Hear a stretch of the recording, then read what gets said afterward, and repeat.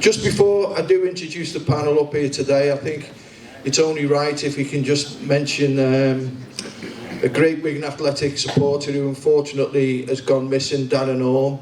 I'm sure you've all seen it in the social media and in the press releases that are out. If I can just ask if you can share as much information as you can. People are still looking for him, and all we can do is send all our best wishes to Dan and his family and hope for a really good outcome from that if we can. Okay, thank you very much for that. Right, first of all, ladies first, can you please introduce the Managing Director of Wigan Athletic, Sarah Guilfoyle.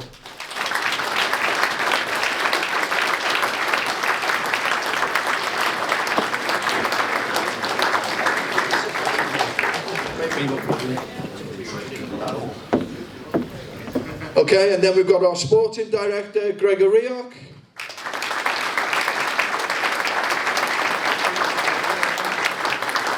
Hi, Gregor. And our Non-Executive Director, Lucas Danson.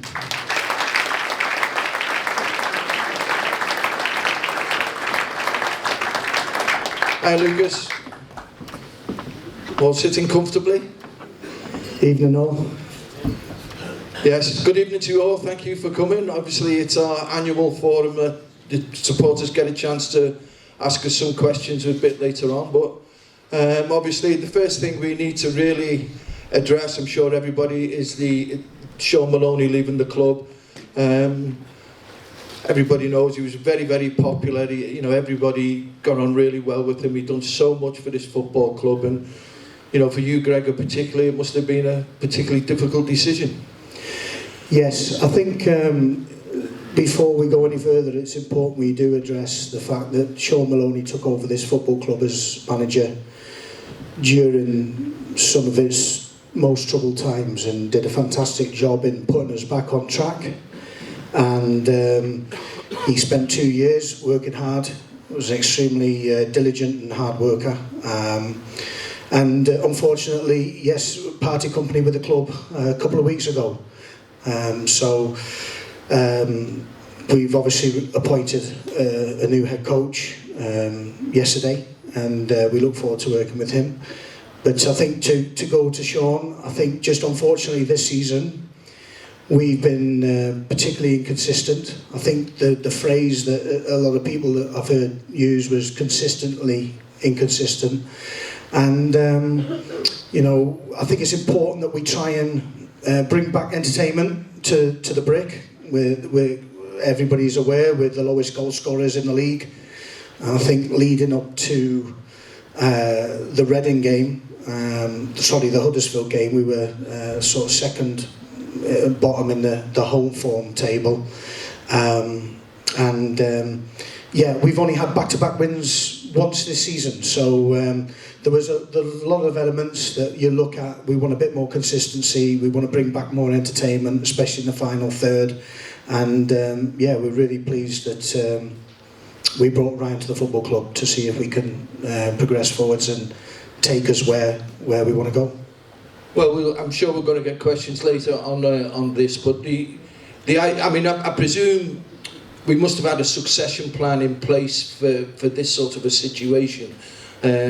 Everybody thinks it's manager's league, but you also have to plan if somebody comes and pinches your manager if he's very successful. So plans must have been, a template there ready for if these sort of things do happen. Yeah, and I think that's possibly the big part of the role for a sporting director, and that goes across all the country really, is that you have to prepare for if a manager is relieved of his duties, and you have to prepare that if you're doing well and somebody comes and takes your manager off you. So in the background we work with a data analyst company. There's a select group of people at the football club that we communicate on a 6 weekly, couple of month basis to make sure that we've got a shortlist in place should the inevitable happen. And you must be prepared. It can't be a situation where it catches you by chance. And I think it's important to note that we had a list which we revisited, and we interviewed majority on that list. But also when something like this happens, and you hear it quite often, that a number of coaches, managers, in work, out of work, and agents contact the football club and put their names forwards. And we had an incredible amount of people come forwards, which we selected 1 or 2 to go into the shortlist. And yeah, I think it's a compliment to the football club as well, the fact that it's such an attractive club, and that so many managers, and big names by the way, that want to come and take this on. I was just going to touch on that. The number of applicants you get, I think, for the supporters, the club means so much, but on a bigger scale, the number of people who are interested in getting Wigan Athletic, because it's a big job. Yeah, it's a huge job, and look, I think everybody can see that this club can be successful, and want to be part of that and part of the journey. I mean, as I mentioned there, even leading up to Ryan coming to the stadium yesterday to sign his contract, within half an hour before he did that, I've had 3 or 4 phone calls, messages of people still interested, and newcomers coming to the table. So we're a great club. We're an attractive club. We can climb the leagues, and why wouldn't people want to come and join us? And I suppose now we look forward to Ryan. He's got a great track record, and what sort of a plan did we give him? What we wanted, and what did he in return offer the club? Yeah, well, we talk about alignment, and we were very aligned in our thinking. Ryan he left his former club as a championship manager. I think we're quite fortunate to have him, because he wanted to go back into the championship. That was his main focus, and he was only ever going to find a League One club that had the same ambitions and project that what he has. So that was really good alignment. He's a really impressive individual, and he impressed us during the interview process, which was very thorough. And yeah, he presented to us on the second interview about how he saw the squad and how he saw the club moving forwards, in the same breath as what we did in the first interview. I think everybody, when they must interview these managers, it's like everybody wants to win, and they want to win with the style of play that everybody here wants to see us play. I mean, that has, as you say, has been a little bit disappointing. So going forward now with Ryan, has he sort of expressed how he wants his team to play to you? Yeah, and I think that what the benefit of that now, Tommy, is that we've got 11, 12 games to the end of the season where he can really evaluate the squad. He can evaluate the first team environment, and really put a stamp on things in preparation for the summer window opening, and improving the squad once more and getting it to where he wants it to be. And I suppose that comes back to the succession plan as regards, and I'm sure it'll be touched on when we come to the Q&As, the budgets and the recruitment, that's all in place, ready for the summer? Yeah, absolutely, and they've been in place for quite a while. Lucas and the ownership group have been very clear on our financials and the budget going forwards. I think it's important because I do hear and read 1 or 2 myths really about the budget. We invested quite a fair bit in the January window, which not many people like to delve too much into, because the January window is a very awkward one. Halfway through the season, players, agents, clubs, they put an extra few pounds on, and if you're trying to get them, and we invested heavily in the January window, and we had all the data that came back out from the EFL, and we are a top 10 budget. Our player spend is in the top 10 of this division, and when we come to expectations, and ambitions, our expectations are to achieve at least what we are spending. And you only have to look this week. Barnsley have sacked their manager in 10th position. Huddersfield has sacked their manager in 7th position, and they've got expectations, and we also have ours. But going forwards, we have a very competitive budget. we have a transfer budget, and we will work together to try and recruit and bring in the best talent possible and the best players possible to improve the team to get to where we want to get to. And is that a joint thing? You know, obviously you as sporting director must work as close as, if not as close as to the manager or the head coach as anybody within the club, but then is that process a joint venture as such? Yeah, so we work through many aspects. Most clubs these days are working through data analytics on players, so we work on recommendations, we work on the data of the players, we work on players that we've seen, positional, profiling, we have head of recruitment, we have scouting, and then when we put all that together, we take that to the manager, head coach, and they have the final decision. They get the final decision on the player coming in, and they get the final decision on the players going out. We think that's right, because when they're making decisions and selecting teams, they have to have the players that they want to go forward with. In all clubs, that's always a mute sort of thing. People say it wasn't his play, he didn't want to sign him, but you know, does the manager or the head coach come to you when he's looking for players or he wants to strengthen in certain areas? Does he sort of indicate to you, look, I really need a midfield, I need a striker, I need a defensive midfielder, for you to then go out and look at and come back with the recommendations? Yeah, absolutely, and that's constant communication throughout the course of each week, month, year. So we're always looking at, again, you're talking about succession planning for certain things, succession planning for players as well. Right, well, we touched on in the roundabout way the new manager, but we concentrate on him a little bit now. I mean, I think I've spoke to a lot of supporters, everybody seems really happy with Ryan's appointment. Yes, this is for anybody actually. Yeah. This doesn't need to be Gregor to answer. No, that's fine. I think from the process, I think appointing Ryan, I think when you look at what Ryan's done as a manager, you know, you go back to his Bury days where he had to galvanise a group of people who weren't getting paid, and they didn't get paid. The club went into liquidation. He galvanised for 3 months players to turn up every day for training, to go and play, to go and win games of football and get promoted with Bury. It was quite a remarkable situation he found himself in. Obviously, he went on to Plymouth and had a promotion with Plymouth and did really well in our division now, and then got recruited, headhunted by Preston North End. Now, Ryan's had promotions, he knows what that looks like. He's been in the Championship and maintained status in the Championship, which is something that we want to do. So everything that we're trying to do, he's done, so he knows what good looks like. Lucas, do you want to add anything? Yeah, I think we're thrilled with Ryan. I think he really shone through the interview process, sort of like Gregor said. We're always sort of succession planning. We had a shortlist identified based on one, their ability to win, but then also their style of play.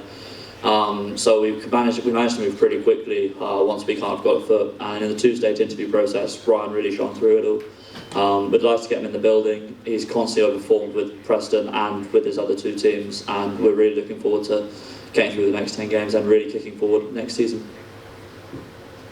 And sort of just to add really to what both Gregor and Lucas have said, obviously something that Gregor said in the press this morning, he's got a very infectious personality, hasn't he? He's got a really good ability to galvanise a group of players, but his record at this level and the level above really shone out to us, and just how he conducted himself, how he immersed himself in the process, obviously really buying into the vision that we've got for the football club. That's really, really important. And sort of in his presentation to us, he absolutely embraced that and what he wanted to do to make sure that we achieve that vision. So we're really, really, really pleased with him. Well, he's from Liverpool, so he's got to have a good start there anyway, hasn't he? So, but just as when he comes into the building, more again back to you, Gregor, on this. How much did you know about the current squad? Yes, he's good friends with the Carragers, so he's been to the games, quite a number of games over the course of the season. I think managers, head coaches these days, they have a good awareness of players in squads, watching games, You know, the one thing about Ryan is that he loves football, and he's immersed in the game, and so yeah, he had a really good handle on all our players, even the ones that are currently sidelined at the moment. He's got a really good handle, and he's got a good handle on what he thinks we need going forwards. Yeah, and I think his relationship with players, from what little I do know, is good. You know, you don't get promotions and success with teams unless you have a good relationship with players. And he's not that long finished, so he is aware of the modern game, and you know, and how players react to certain instances. Injuries, for instance, they're hard to deal with. Yeah, absolutely, and you just seen that in the last couple of days. Obviously, he signed his contract yesterday. He wanted to go over to the training ground and meet the staff. The staff were sensational yesterday, and it was just really relaxed, and you can just see how he works. And he comes from a good place. And yeah, I think his disappointment was that the players were off today, and he was desperate to work with them. So the players will be back in tomorrow, and it's one day. It's a short day tomorrow training, because they train and travel. So we made a collective decision, which was again driven by Ryan, that Glenn's done such a good job, and I think we need to recognise that. And over the past couple of weeks, Glenn and the team, and well, I think if I'm right, Glenn's going to carry on. I think, you know, Ryan's going to be at the game, but very much a backseat for this one, and just let Glenn carry on where he's been, sort of, as you say, doing such a good job. That's right, and they're looking forward to working with each other on the long term as well. I think you know, we're going to really build that department up, and yeah, really excited. And has Ryan indicated at all about staff he would like to bring in? Well, we've given him the opportunity to bring in an assistant, and you know, he wants to evaluate what we have in the building already, first and foremost, before he even considers that. So yeah, it's really positive for those that are in place at the moment. So, but I feel that we do need to bring another coach in, but again, we've got a bit of time to make sure that we do that. But as you say, 10 games to go, it gives him a chance to sort of put a stamp on the team, and sort of let the supporters know how he wants his teams to play. Yeah, absolutely, and yeah, we've you know, we've gone from, it's been a tough season. We've gone from drawing at Wycombe, being 4 points off relegation, to the lads taking over the last couple of games, and now we're 10 points off, looking upwards, trying to claw back a couple of teams above us. Looking upwards, looking forwards, and that's what Ryan will be doing. Yeah, let's look forward. As you say, it's start of a new era, so I'm sure we all wish Ryan the very, very best of luck, and let's hope he can take the team forward.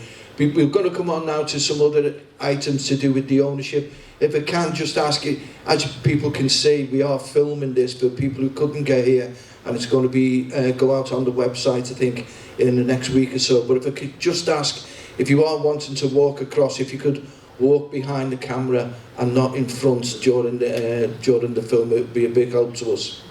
Okay, Lucas, we turn to you now. The ownership of the football club, if we look away from the playing side of it now, you know, since your time, and you know, the new owners have took on the football club, are we in a position where you thought we'd be at this stage?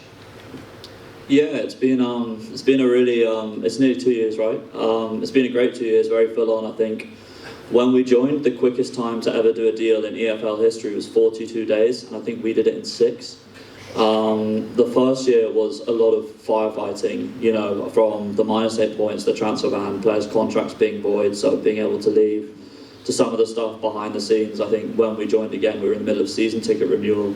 We had an 80% renewal rate or something. We said, let's email the remaining fans, but we didn't know who they were because of how bad the ticketing system was. So a lot of the stuff we've done behind the scenes in the last 2 years has sort of been the quite unsexy fundamentals, right? It's sort of the flooring to build the house up. And I think we're in a much better position now. We've negotiated ourselves out of some really tough contracts, and we can really start kicking on, have targeted marketing, and grow the revenues, right? Because I think the ultimate aim of the club is to, I think we've had issues at Wigan of going up by sort of being quite reckless. You know, we've got up, we've come straight back down because it hasn't been supported with the revenues. We need to get the revenues to go up. so we can be aggressive but not reckless. And stadium plans, I know it's always a big topic amongst the supporters, the plans for the stadium. Yeah, I think we're super excited to announce alongside Sarah as MD on the football, Neil on the MD on the stadium side. So we're really at the early stages there of sort of building out a long-term plan for the whole footprint. And again, I think that's what's been so exciting about this year, is we're really now heading towards growth and building out those long-term plans, as opposed to sort of, modelling budgets or, getting in contracts last minute. I think when we join the sort of 3 buckets that we've got for success at this club are, first off, performance. We want to get promoted to the Championship. We want to play attacking football. We want to win. Secondly, the infrastructure. We really want to leave a fantastic site, fantastic facilities for the fans, fantastic facilities for the performance of both teams. We launched the women's team last year, again, which is super exciting. They're kicking on really well. And again, Edgwell Road, I think, is about a month or 2 from being away. Don't quote me on that. And then thirdly is the community. Again, we really want to have a strong impact in the community. I think our trust is one of the best in the country. Trust of the Year 5 years ago and often a finalist. I think they're in over 100 schools last year and impacted over 12,500 people. And we really want to help out this town with both Athletic and the Warriors. Well, if you look at the short, medium, long-term plans for the club, I mean, short-term obviously was to get your hands on it, which you did in double quick time, and then as you've gone through there, to try and stabilise it. But as you say, medium, long-term, where do we stand with that from your point of view? Yeah, so in the short term, obviously, it's to win, right? I really enjoyed the interview process we did the last 2 weeks. I thought all the candidates were very impressive, but kind of the only question which bugged me a bit was someone said, what's success in the final 10 games? And I don't want to sit here in March with 10 games to go and say, oh yeah, we just want to build excitement till the end of the season. I sat there and I told them we want to win, we want to be in the playoffs hunt, that's where our budget is, and that's where we expect to be in coming years. So in the short term, the next year or so, it's really building the team, getting the right recruitment, kicking on with the men's team, keeping the success of the academy. I think we've had 42% of minutes played by the academy last year, 38% this year. England call-ups for a few, Norwegian call-ups for a few, and we want to continue that pathway and build it further. We want the women's team to get promoted. They've been amazing success. The only shame is that they're in the bottom division, and if they continue as they will, it won't be long till they're much higher up. In the medium term, it's building the revenues to get to the Championship and stay there sustainably, right? It's building out that infrastructure plan, it's improving the stadium, making it a 7-day-a-week venue, having conferences, concerts, creating a great fan experience. I think 65% of our fans only get here half an hour before the game, or within half an hour of the game starting, and frankly, at the moment, I don't blame them too much. We don't offer good enough experience on the day, and we're really going to work to improve what we can do there. And then in the long term, it's obviously we're here to get to the Premier League. We work hard because we want to win. It will take time. We need to do it responsibly. Again, I think when we joined last year our playing budget was the 2nd highest in the league, with the 14th highest revenues. That's just a category for a recipe for disaster. Sorry, there's no way we can maintain that. We've still got a top 10 budget, but now we need to grow the revenues to get to the top 6 and compete there. And a topic amongst the fans as well is the amalgamation, or as much as we can with the rugby, and try and sort of learn from them and them learn from us. Is that something that's obviously still in the plans, because it's a joint ownership of both clubs? 100%. I think there's fantastic potential for the rugby. They're obviously at the top of their game at the moment, and there's a lot we can learn from an organisation as a whole. I think we can work together better commercially. I think bringing those teams to sell the naming rights of the stadium, we're bringing great revenue for the group as a whole.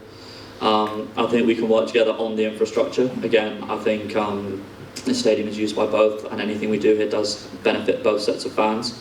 And then thirdly, again, I think we can have really a big impact on the community. I think we run sort of very similar schemes for free tickets across both teams, and we really want to leverage that, take them into more schools, get a whole new younger generation of fans, and really have an impact on the town. Well, I think that amalgamation leads nicely into you, Sarah, because you're now new managing director, 6 weeks into the job, although I know you've been with the football club for, is it 7 years? 8 years. How time flies. So you've grown up with the football club, you've developed your own set of skills. You just want to explain your job and your role within the club? Yeah, so as Tommy said, I've been here, it's just over 8 years, coming up to 9 in September. So I've seen many different ownerships, many different models whilst I've been here, and actually that gives me a huge advantage in my new role. So sort of a headline is that I obviously run the day-to-day operations of the football club. So whereas I used to sit under the structure of the SMT and I was head of football administration, so in quite a compartmentalised role really, based at the training ground, I now get to use all the expertise of that I've gained here over the years, actually to sit above all the SMT members. So making sure that we're doing what we need to be doing commercially, making sure obviously our ticketing, as Lucas has mentioned, we've changed system, making sure we're being as creative but as good value as we can be. I'm really enjoying it. It has been a bit of a baptism of fire, especially the last couple of weeks, but I think I made a joke with Paul Kendrick before. When I changed internal role 5 or 6 years ago to become head of football administration, I think I did 6 weeks in that role and then COVID hit, so it just must be my luck, but no, I'm really enjoying it.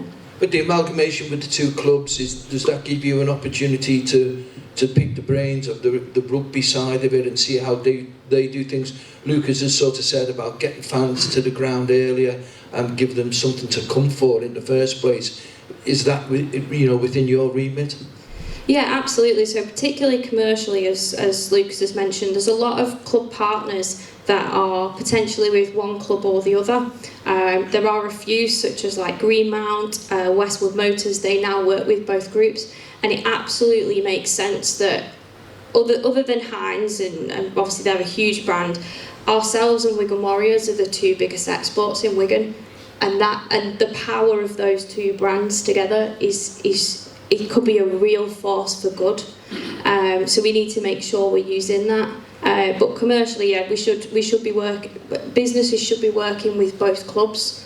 Obviously, it helps both clubs out. Obviously, on a non-commercial side, currently both clubs obviously have both have a media team, both have a commercial team, and those two teams could learn a lot from each other. So there is the plan that work started this week to obviously merge the two sets of offices for the off-field staff, so that, for example, both sets of finance team will sit together, both sets of commercial team will sit together, same with the media team, HR, safeguarding, because whilst the actual sports are different, a sporting environment is very similar, and there's a lot of things we'll be doing well that the Warriors can learn from us, and there's a lot of things they do really well that we could learn from them as well, and sharing that best practice is really important for both clubs to really come on off the field. I think you mentioned there the force that the two clubs do have, and I think it's something I know everybody's trying to work is getting over this rivalry between the two clubs. I think is something we've got to try and all get over. I know from we won the FA Cup, biggest cup competition in the world. Warriors won the Rugby League Cup, biggest cup competition in the world for rugby. I don't think we made the best of that as a town, if you like, to sort of ride on the back of that success. And I think that's something we've got to try and do. Absolutely. I mean, I'm not personally from Wigan, so it was when I first joined the club, I was like, why don't we do this with the Warriors, like joint tickets and things like that? And it became, it was told to me very, very quickly. Obviously, it's a very generational thing in the borough that you seem to pick one or the other, and that's something we want to change, but it's going to take time. So one of Brenda Spencer, she won't mind me mentioning, so part of her role coming in as non-executive chair is to look at the community aspect of that. So both ourselves and Wigan Warriors ours is a trust, theirs is a foundation, but they do very similar things. And the idea of it is to get into as many community spaces as possible. So that our community trust do some absolutely fantastic work with kids that are in quite extreme poverty. They do some fantastic projects with older people with dementia. And what we do at the moment by the brands being separated is we're both doing the same thing, but imagine the power of both brands doing that together and being able to completely unite the whole community. The reach of both brands working together with the same common goal could be so powerful across the borough. So it is really important that we do start to make inroads on both sides, that obviously at some point, hopefully it will be really commonplace that both sets of supporters do appreciate the work of the other. And I think the players get on great as well. You know, they always, even from my day, the players used to mix and you know, really friendly with each other. Gregor? Tommy, just to add to that, and I think a lot of what, you know, the rivalry is outside of the actual four walls of each club, because just to give our supporters a bit of an indication, of course last year when the Robin Park Arena's pitch was really struggling, the Warriors came over to Christopher Park on a regular basis to train, to prepare for games, and we put some posts up and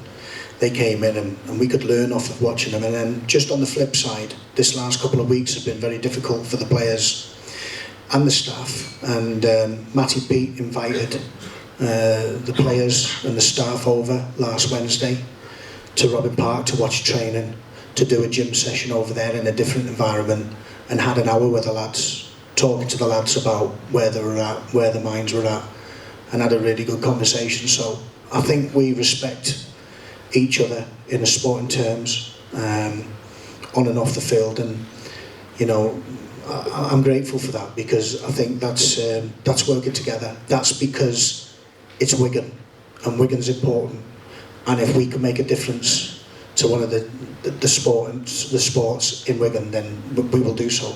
And the players will get, like I say, the players get on with each other. They'll get a lot out of that. But both sets of players, the rugby and the football, you know, to be able to mix and pick their brains of situations and how they deal with it. They might not, it'll just be in general conversation, but them little bits of information stick in players' minds. Yeah, and the relationship isn't strange between us, between the two clubs, players, staff, etc. Now the wider staff will be working closer together as well. So it's I'm sure it's going to be fruitful and beneficial to everybody. And Lucas, when the ownership took over, were you aware of this undercurrent of rivalry between the two clubs? I was loosely aware. Again, it's one I found interesting. I mean, you look at, I'm from London originally, right? There's not really a rivalry between Saracens and Arsenal, and again, I think we need to work to one as a town, right? I think, like Sarah said, they're both two of the best assets we've got. I think we should celebrate both, and I think there's so much scope to really bring them together. So I'm super excited about the future. Yeah, we have a fantastic base. You know, from when I joined the club over 50 years ago, the supporters of both teams have been absolutely fantastic. One thing, part of your job, I think, Sarah, is attendances and how we can improve them. I think one thing that doesn't help is when matches change, you know, kick-off times change. Certainly the internationals, I'm sure you're all aware, every international break up to now, we've lost a home game and had to transfer it to a Tuesday night. How much does that impact on attendances? It does. It impacts on attendances, it impacts on revenue, but I also understand it's obviously a really frustrating point as well, that obviously our supporters work really hard Monday to Friday, and the football at the weekend is their release, so it's disappointing when there isn't a 3 o'clock game on a Saturday. Just to add a little bit of context to that, because it's something that we've obviously tried to communicate on a little bit over the past, but that now's a great opportunity to do so. I attended the EFL club meeting a few weeks ago, so it was down in London, and obviously there was a couple of representatives from every club. It's something they do 2 or 3 times a year, and obviously agenda items are put as to what is very topical at that time. But in our division in League One, an item that's been on the agenda for 2 or 3 years is about international call-ups.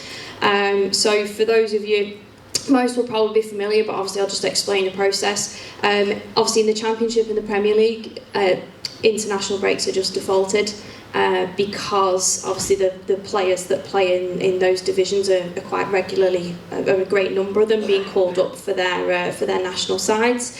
It's been a growing issue in League One, so probably 4 or 5 years ago, it wasn't as much of an issue, but sort of the shift in League One, and obviously we've seen it through having a lot of young players in our team coming through the academy, is as the Premier League clubs look to loan more young players to League One, And obviously, as I said, in our case, obviously we've got a lot of great assets coming through our academy. And obviously playing regular football in League One at 20, 21, 22 years old is really attractive to the national teams, and obviously we've been really, really fortunate that our youngsters have been recognised. If you have a number of those, obviously then you can petition to call your game off. So whereas probably 4 or 5 years ago it was maybe 3 or 4 teams meeting the criteria, the shift in the level of players that have been coming to League One has meant it's more like 9 or 10 games out of 12 being called off every week. So it was something that I raised probably 2 seasons ago. And sort of as time's gone on, other clubs have seen this issue, and it's begun to pretty much be a regular agenda item. There's a very fine balance to strike because of the way the broadcast deal is done. It's very difficult for them to call all of the games off. So is there a creative solution to it? Instead, maybe what they've done in this next season, for example, the season in League One is starting a week earlier to create an additional Saturday, which prevents an extra midweek game. One suggestion from a couple of clubs was, do you play, because we still carry on playing the EFL trophy games during that period, do you postpone the game on the Saturday but put an EFL trophy game in on the Saturday instead, so there is still a game there?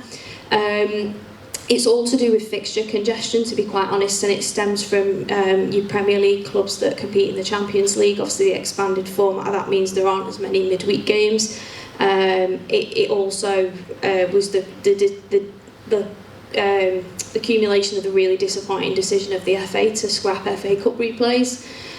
So it is a really topical issue. It's a really difficult thing for the EFL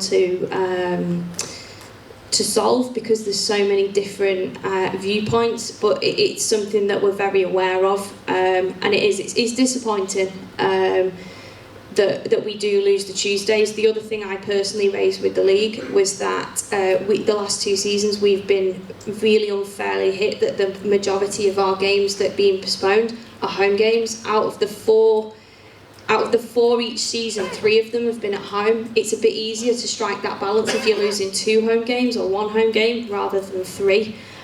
So it is something that we're continuously feeding back to the league on, but it's a very difficult issue for them to resolve, unfortunately. As you say, to navigate around all them problems, but just very simply the logistics of a game changing, because how much notice do you get normally? Is it a fortnight from when you know the game's going to be called off? So actually, just to add a little bit of context to the situation we're in right now. So we're supposed to be playing Burton away next week. I've currently got 2 firm call-ups, and there will be a 3rd one that will come in overnight, and it's very likely that game will be postponed probably tomorrow. It's difficult, so the national associations get around it by giving you provisional call-ups rather than firm ones, which means that they only give you a week's notice.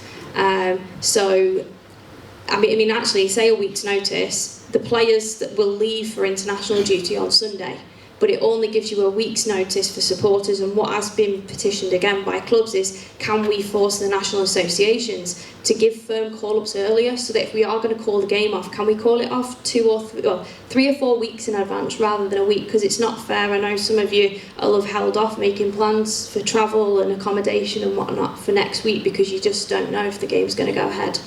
The home games, Lucas, that probably impacts on what you were saying about trying to get fans here to enjoy the experience from, say, 1 o'clock in the afternoon or 12:30 up to the kick-off at 3, so you can have all these grand plans in place, and then all of a sudden they all have to be cancelled.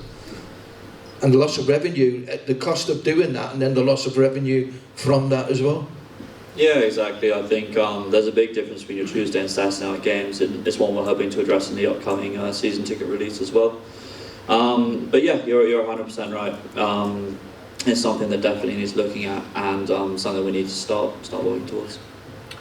Right, ladies and gents, well, we're just approaching 7:45 now, so I hope all that has given you food for thought for some of your questions. We'll resume at 8 o'clock. If you do fill in your questions, please, obviously, you know, with everything that's gone on, just keep your questions dignified, if that's the right word, so that we can answer them properly. and make them as eligible as you possibly can, please, for us to read out. Okay, the staff will pick up your questions off you and we'll resume at 8 o'clock. Thank you very much. Right, we're good to go. Right, the first question, this is from Dave. Why did we let Asgard go? Seemed a strange one. Good start. 3.5 million reasons why we did let him. Good start, that, yeah. We didn't want to sell Tello. Tello was performing very well for the football club, but actually, just before Luton Town came in, he made a big surge. He was surging onto another level.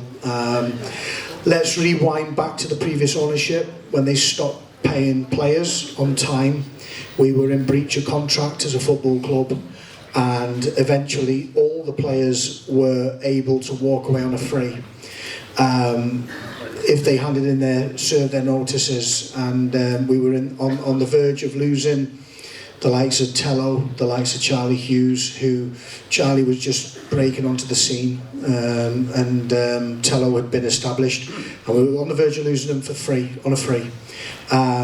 We were, before the ownership group came in, we were actually trying to just gather any amount of money for these lads, because we were trying to keep the club afloat, pay wages to keep us going, and eventually, as the new ownership group came in, we managed to sit down with Charlie and Tello, and we sat down with the families, and we offered them new contracts, and within that they had clauses, transfer release clauses, with significant amount of money and percentage sell-ons, and rather than lose them for free, we thought it best to do that, and we managed to have a bit of time with the lads. One season with Charlie, Grey Star Pictures, before he went on to Hull City, when they triggered the release clause, and Luton Town came in. Both clubs were very respectable, and look, we couldn't stand in his way.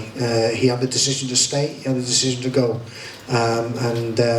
yeah, we didn't want to sell him, but we got a significant amount of transfer money and future protection thereafter for Tello. I hope that answers the question. Anything else to add on that? Yeah, I think just really quickly to add, if you look at the last 5 years over the administration period in particular, Wigan was kept afloat via its academy sales, but frankly at much lower levels than they should have been. You know, you look at Carl Joseph, Jensen Ware, Alfie Devine going for a fraction of the price they should have. We've now got much more financial control, no more release clauses, and again we got really good money which we can reinvest into the club and increase the wage budget even further. So obviously it was really hard to see one of your best players go, but it's money which we can use to take the club to another level, hopefully. Right, I hope that answers that question. Right, this next question is from John. Again, I think all the panel can jump in really. It's how can you get consistency with the squad being so young? Again, it's a good question. I think there's got to be a blend and a balance of youth and experience, but I think we've spoken about this quite a lot. Three of our youngest players are Sam Tickle, James Carragher and Dale Taylor, so I don't think there's too much of an issue there. And then when you look at our back line, up until recently, you know, you likes of Sibic in the mid-20s, Kerr late 20s, Williamson's touching 30, Mellish we bought recently 27, Ollie Norburn's 32, so I'm not really sure I can buy into that we're a young squad, that we're a team full of kids. It got mentioned recently, and yeah, and I think that's a little bit of a disparity and on the group that we've got. I think there's real good energy. You look at some of our younger players and they've been youth internationals, so yeah, I think that's good coaching as well. As a number of games, as they keep, the younger ones, as they keep playing games, they'll get better and better. It's the point you make there as well, the younger ones now, the likes of Sam Tickle, he's an experienced goalkeeper now, he's played international level as well, so you know, I agree with you, although some players are young, they've still got a fair bit of experience. Right, one from John Evans, I think this is for you again, Gregor. Gregor mentioned earlier our budget this season was in top 10. Where can we expect our budget next season? Maybe you Lucas can answer that one as well. Yeah, I think the budget will increase on next season, and again it will be in a fairly similar place.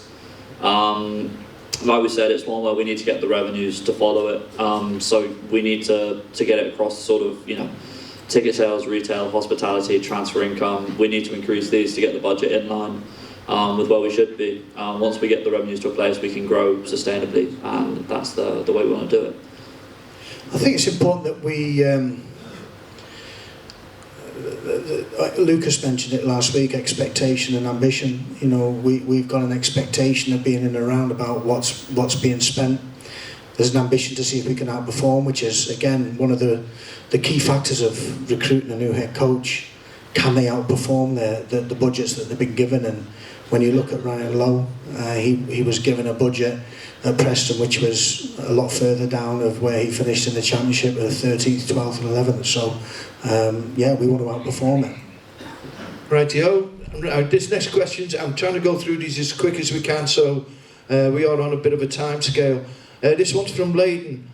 I think, Sarah, this might be for you. Bolton at home is our biggest game of the season. Why is it being switched to a Tuesday night? Not so sure it is being switched. No, I'm afraid that was one that was actually scheduled for a Tuesday. It was one that week is a midweek round, and every club in the EFL will be playing. So yeah, unfortunately, it was just the way the fixtures fell this time. And that's going back to what we were saying earlier about switching to Tuesday games, trying to get fans here, increase revenue. All of this has an effect on the football club. No, it does. It does. I think Bolton, we see the effect a little bit less because it is obviously a really prominent fixture on our calendar, and I think you could play that fixture at 2 a.m. in Outer Mongolia and you still get people coming to it, to be quite honest. But yeah, no, absolutely take the point. It's we have had a lot of Tuesday night games this year, and again, I'll just touch on the point I made earlier. The clubs in League 1 and League 2 were actually surveyed to ask if they wanted to kick off a week earlier. We were one of only 12 of the 48 clubs that went back and said yes, and I said yes. I'm sure the groundsman would have preferred me to have said no because he got another week on his pitch, but from a support point of view, it was important that we said yes to that, to make sure there was another Saturday in the calendar. Otherwise that would have had to have been another Tuesday night game, and we are doing what we can to try and prevent as many of those as we can. Right, this next one's from Keith Stacey, and I think it's a subject we covered earlier in the evening. With 9 academy players in last Saturday's squad, will Ryan Lowe be encouraged to continue to blood new talent? Yes, absolutely, and our academy is flourishing under Jake Campbell and his team. We've got, as mentioned there, on a regular basis, 7, 8, 9 names on a team sheet. Lucas mentioned earlier, we've got just short of 40% of minutes available throughout the season taken up from academy graduates. It's a big part of who we are, it's a big part of our identity, and I think it's November 2022 since the last time an academy graduate didn't start in the starting 11 for the first team. So we want to keep that going, and we got a really talented group of under 18s coming through. We've got a few under 21s which will be are up in and around the first team group. So again, the talent is still coming, and it's coming strong. Well, with you in your previous life as academy sort of manager, do you keep a very sharp eye on the academy? Yeah, absolutely. It's hard for me not to, but that's part of my role as well, is overseeing the academy and the women's team as well. The guys are doing a great job there. Again, we go back to recruitment. I'm going off the subject a little bit, but you go off recruitment when the manager might say, I need a centre half, and he said, well, just have a look what's coming through, instead of as opposed to going out. Yeah, we did that a couple of years ago with Sean. We played Hearts in pre-season at the Lancs FA. I'm sure many of you were there. And that day we could see Barbara Deco playing against Benny Bunningby. We were looking at an experienced midfielder to come into the building. And pre-season Barbara Deco was sensational, and we just looked at each other and said, we don't need to go out and recruit one, we've got one here. So and he's not done too bad since. That leads on to really the next question from Dan Stacey. With Ryan Lowe being named head coach of Wigan Athletic Football Club, does this mean a change in first team recruitment structure or plans? No, absolutely not. It's going to be exactly the same. We will go out, we will go and find the players, we will take, look, Sean Maloney previously, Ryan Lowe now, they've got great knowledge on players, so if they see somebody that they see out there, then and recommend to us and to the team, we'll put all the data together, we'll do all the video work, we'll go and watch them, and then they'll have the final decision.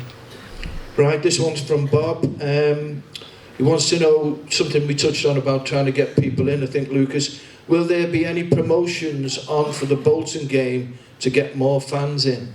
Or Sarah? I'll take this one. Unfortunately for the Bolton game, it's a really difficult thing to do. So games like that attract, obviously we have to have Greater Manchester Police presence. It's a very historical thing at the football club. I think we actually took the police to court at one point and won because of the cost of the policing bill. Unfortunately for that game, it's really, really high, which makes it really difficult for us to reduce prices. But what we sit and we have a meeting every Thursday morning, don't we, Lucas, about marketing and ticketing and things that we want to do to be a bit more innovative. So we've got 5 home games left, and for 2 or 3 of them we are looking to run some ticket promotions. And looking to make that a regular thing, but also being mindful that we don't want to undermine the price of a season ticket. A season ticket should always be the best value for supporters to have. So unfortunately not for Bolton, but we are looking for the some of the last 5 games. With the Bolton game, after club, I was at the Warriors game here as part of the past players group, with the past players from Wigan Athletic, Wigan Warriors and Lee Leopards. I think we're all invited here, and they put on a tremendous show around the stadium, in the stadium, things you were touching on earlier, Lucas, about pre-game. Is there anything in mind we can do it in that way? Absolutely, that's another big part of my remit. I think I touched on it in the board bulletin as well, that improving the experience of a match day, not necessarily from as Neil would call it, an F&B point of view. That's obviously on his domain as part of the stadium, but the actual enjoyment of the day. So I think it was for the Fulham game, we got MC Finchie in and things like that, trying to do things like that to attract people a little bit earlier. I think a few of you will have noticed I've been messing with the music before the game. There was a few comments before one of the games that we sounded like an illegal nightclub, so I maybe messed too far for that game. But yeah, there's definitely things we're going to try and do with atmosphere and experience, because I know the Warriors really do put on a show before the game. So yeah, it's something we'll try and replicate as best we can. Okay, next one's from Natalie Sinclair. What are your plans for the future fund next year? Will the offer change? So it's actually something that I think we had the last committee meeting this week. So that was to determine where the last bit of the funding for this season was allocated in the academy. I do believe for any future fund members that are in the room tonight, we have sent a survey round asking for some feedback on the scheme. That will help us shape the offering for next season, but we are looking to continue it, and there should be some communication that follows that in the next month or so. Rightio. Right, this one's from Andrew. Will there be a joint season ticket for Warriors and Latics? I have a season ticket of both. Yeah, I think we're modelling the season tickets out at the moment. I think for us the 2 buckets that we're looking at are sort of the fundamentals and the innovative. I think fundamentally we've got a good price. We're looking at what we can do to be creative to maximise the number of fans we can get in. On the Warriors, again, I think we'll look at what sort of perks we can do. I think the ultimate vision is to ideally at someday get to a joint season ticket. But even what can we do in the short term, such as a perk, such as every person who buys a Latics season ticket gets a free Warriors match day ticket for a game as well, and vice versa too. So these are ideas that we're starting to work towards now, and aligning the age bands and offering similar offerings there. This one's from Connor, and we're back to the Future Funds. Is Future Funds membership actually making a difference? The budget is dwindling and academy players being sold. So following on from that other question, really, yes it is. I think at the moment, in terms of net profit, it's generating just under £80,000. So something that we will cover on social media, if we haven't already, is that that fund allows us to do things that the Premier League funding doesn't. So the Premier League funding for the club that the club receive has to be spent in certain areas to make sure that we're meeting certain criteria to keep our Category 2 status. The Future Fund helps us do things outside of that. So one of our junior teams in the academy actually had a trip to Barcelona and were part of a big tournament the other week. So we'll do some PR on that. But yes, it does. It gives us the ability to provide things for the academy that we might not necessarily be able to do so, but also the experience for that group of young boys to go out and play in Barcelona is fantastic. And again, just to add to that, I think the question phrased it as the budget dwindling. Because of the player sales we managed to make this year, we've got the wage budget of the first team up 20%. That's the biggest correlated success in football, so it's something that we need to continue doing. Just for clarity there. Right, this one's from Natalie Sinclair. How high do the ownership group, and I think it's all of us really, how high do the ownership group think the women's team are going to get? And do you have any aspirations to get into the Women's Super League? Yeah, I'd say of course that's the ultimate aim, right? That's why we're here, that's why we work, we're here to win. I think at the moment we're looking to try and jump a few leagues because we're currently doing all right. It's quite nice to win every weekend 9-0. Saw a game a few weeks ago, I think we had 54 shots to none. But I think it's something we've really invested heavily in. They've got a brand new stadium opening up. They've got top class coaches in Emerson Boys. They've got really good infrastructure. We've recently invested in GPS Fest for them. So to have them at that level is phenomenal, and it's also great that they win every weekend. I think as Lucas said there, but there's through the FA, the local FA, there's an opportunity to maybe apply to jump a league or two. So we're looking at that situation at the moment. You have to apply and you have to be selected. So we're hopeful that they'll recognise that we are actually, providing a great platform for women's football in the area. I think women's football is on the up, isn't it? You can see it growing and growing, and it's great to see. And it's, from our point of view as a football club, to start from a team from scratch, real grassroots level, to see the amount of improvements in the players and in that, through all the things, as you say, the GPSs, the training methods. Again, that's all something they can share within the club. Yeah, absolutely, and must mention Hayley Sherratt, who's head of operations for the women's team, oversees the whole infrastructure and performance, and she's been brilliant. So long may that continue, and they've got great support, and we're just desperate to get up the leagues where it's a bit more competitive. And Boise's done great, hopefully. Boise lifted the FA Cup, didn't he, in 2013, so I'm sure he'll be looking forward, hopefully, to lifting the trophy at the end of this season. Right, this one's from Mark. Again, it's about Matchday experience. The mention of Matchday experience. The rugby have live music, drink vendors, food vendors in Robin Park. Any plans to replicate or even share the space in Robin Park? So I think a fan zone is very clearly one of the top things on our agenda. One thing I need to make absolutely clear to everyone, this infrastructure project is a really long-term one. It's one where what we're doing at the moment is mapping out the entire footprint, right? Obviously, if you come in sort of bulling a China shop, say, we're going to put a fan zone in this stand, but if 3 months down the line we're like, actually we should have used it for something else, that's not what we'd have to relocate, it'd be a waste of funds, it'd be a waste of time. So what we're really doing at the moment is mapping out the whole master plan, and then we'll say, this is phase one, this is what we'll do in year one, we'll do hospitality, south stand, fans, or whatever. This isn't it, it's very early stages. And then we'll do a phase one, phase two, phase three, very similar to what they've got at the Cotton Works and in all the big infrastructure projects. Like I said, we need a cohesive plan which works and future-proofs us and sets us up for the long term.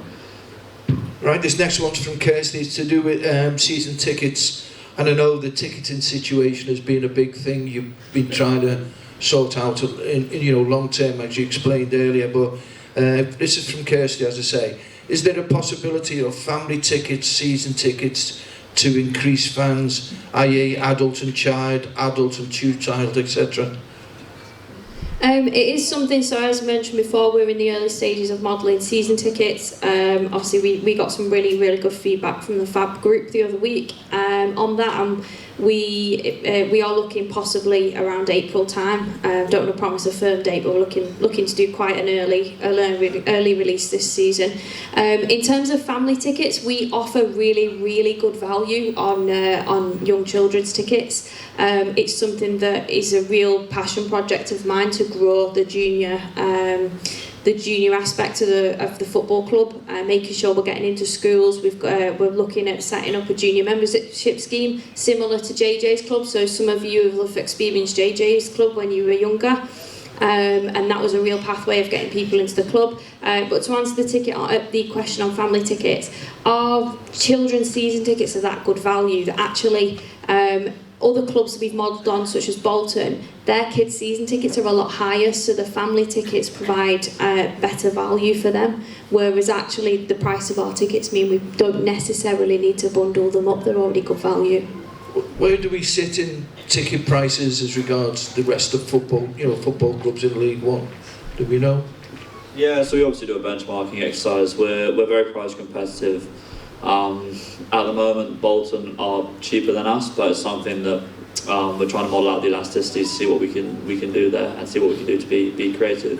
I think youth-wise, we're one of the cheapest tickets going though. I think our under 5s tickets are, they're sort of under around £10, I believe. And again, this next one's from Kirsty. Is this to do with, I think, the stadium and modernising the stadium in ways? Why can't we utilise the old betting windows for cold drinks, snacks, etc., to reduce queues at the bar? This is the concourses, around the ground. So currently, all the F&B is managed by an external contract, so we currently don't have any sway there at the moment. And again, it's one which we will look into. But yeah, at the moment we don't have any influence there. But again, like I said, hopefully in the long term we will be able to create a really fantastic concourse offering is what we want to do to get fans in early. Is that part of the long-term plans for the stadium in general? To improve the concourses and facilities, the whole matchday experience, as you say? Exactly, you've got to give people an experience, a reason to come here. It's offering great food, great drink, music, a comfortable place to sit, cleanliness, bring your family, bring your girlfriend, your boyfriend. We have to create a reason for people to get here, whether it's both on the pitch and off the pitch. Right here, the next question from Terry Knowles. Could the tannoy again, it's back to the stadium. Could the tannoy system be improved in any way, as it is nigh on impossible to make out clearly what is being announced? I think it might have something to do with you, this the songs it's and the music. It's me messing with my music, isn't it? So it's something that Neil's working through at the moment. So obviously Neil's new to the business, so one of the first things he's doing is actually just in his role evaluating how things are at the moment, but it is a piece that we are aware of. So watch this space as part of the stadium improvements. It's something that we're aware is not quite up to scratch. Right here, I think this will try and read this one out from John C. Why so many long-term injuries this season? Surely not just bad luck. Yeah, and we have been hit hard with injuries, and I think when you look at the performance of the team at times, we talk about possession-based team, the likes of Matt Smith, Tyrese Francois, I think they've been crucial towards that element. But we've done an audit, we always do, throughout each quarter of the year with the medical team. You look at a lot of the injuries. You look at Silko Thomas was a tackle where his knee locked. You look at Matt Smith was a tackle, overstretching and ended up rupturing his hamstring. I think you look at training ground injuries, contact injuries, you look at muscle injuries, and you always look at ways of could we have prevented that first. I think there's a large percentage of the injuries we've had have been through contact and through game-related situations. So we've been unfortunate with a number of injuries. But in saying that, in the January window, with the injuries that we had, we went out and brought in a number of players. We've currently got 29 outfield players and 3 goalkeepers. It's one of the biggest squads in the league. So you know, we've had to spend additional to bring players in, due to, and particularly the midfielders that we had. We didn't expect to bring in a midfielder in the January window, but due to the injuries, we were down to 2. And obviously Danson and Gregor got sent off at Stevenage, so we brought in Ollie Norburn with a bit of experience just to give us a bit of protection there. Going back to the injuries, if I mean, everything now is analysed to the nth degree, you know, and you can measure injuries as such. And you know, you're talking to some of the supporters, when players are sort of taken off, you know, they have these red zones now because of the GPSs. They know when they're approaching the limit of what they're at. How much of a, you know, do players have to stay on? I know Tello in one game particularly, there was plans, I think, he was going to have to come off, but then another injury appeared and he had to stay on. Does that put them in jeopardy of picking up more injuries? No, I don't think we try and put them in jeopardy. I think you do know when the live data that the coaches and Jimmy Barrow and Jack Winard give indications of when they're reducing performance during a game through their numbers, through their running data. So it poses another question: do we keep them on? Do they take them off? So.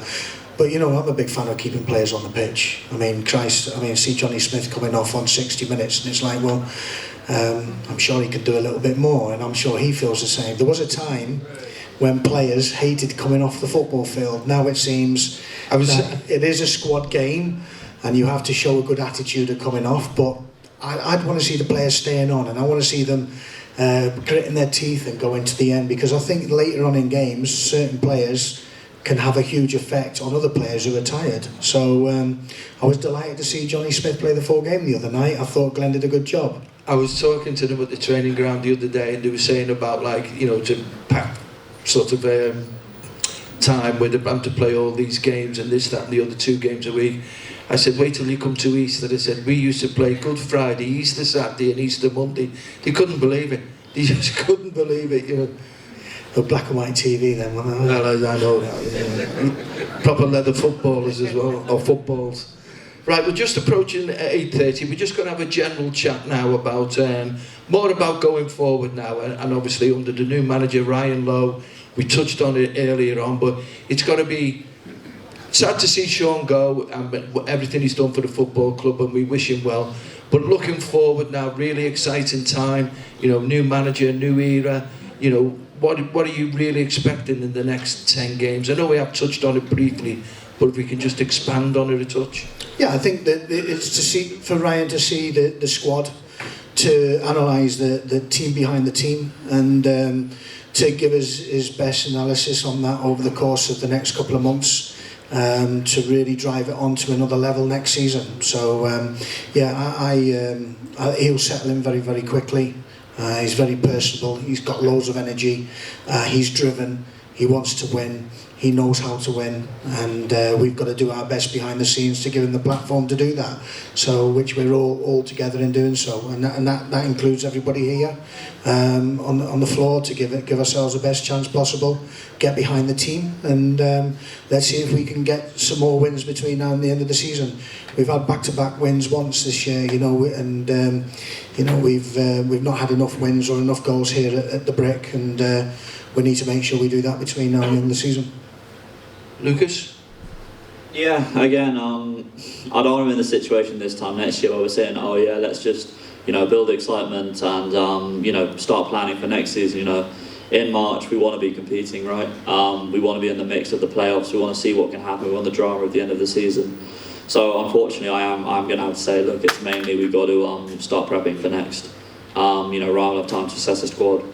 We are recruitment in as early as possible. I think this season we started off with like 5 losses out of the first 6, and you know, immediately sort of sets a bit of a dampener on the mood. So really keen to, I think, hit the ground running. Sarah's been planning pre-season, and yeah, I think let's build excitement, get the season tickets sold. Get ready for next season, and let's really kick on, because we need to get back to where we need to be, which is up in the top half. up towards the top 6, and then building. Well, that's something you've just touched on, how far you have to look in advance. You mentioned the pre-season next year, Sarah. I mean, we've got a new manager in now. I presume, do we go with the plans that were already in place, or has he got his own ideas, or is that something you're going to have to discuss? So this time of year is the time when you do start looking at it, particularly if you're doing an overseas trip. So it was something we started to look through, but we didn't really have any firm plans in place. So thankfully there hasn't been any cost to having to cancel anything or anything like that. But it was one of the first things yesterday. Obviously after we'd signed everything with Ryan, got it announced. He was like, right, tomorrow we're going through pre-season, so yeah, we've been looking at training camps and obviously schedules for where we'd like to put friendlies in. So yeah, it's exciting. I said to Gregor, I said this morning, I didn't sleep last night because I was really, really excited about the project going forward. It really, really is. It feels like a time where we're really moving forward, and it's a really exciting time to be part of the football club. And that's what brings the new energy into the club, isn't it? You know, things that you're looking forward to. You know, Gregor, you must have had discussions with Ryan about this as well, you know, plans for next season and games, you know, pre-season and what have you. Yeah, absolutely. I think he's more focused on Saturday. So yeah, it's been a short period of time, so we haven't had that long together to go through too much. But yeah, he's really keen. He's got his bit between his teeth. He's looking forward to Saturday, obviously with Glenn and the team, and yeah, he'll be there. I think he said that he would most likely be sat up with us on Saturday, but I think he'll be in the dugout, me personally. So yeah. Right, ladies and gents, well, we're about 25 to 9 now. I know Lucas has got a train to catch at around about 10 to 9, so he's going to have to shoot off now for us very quickly. I think the bar is staying open for a little while. I think Sarah and Gregor are going to be about, so if you want to come and have a little bit of a chat, up to about 9, 9:15, I think they've got a good leave then. But first of all, a big thank you to the 3 people alongside me here on the stage. And our biggest thanks is to you for turning up as you do every time we have these annual forums. On behalf of everybody up here, thank you very much for your attendance, and have a very, very safe journey home. Good evening and thank you.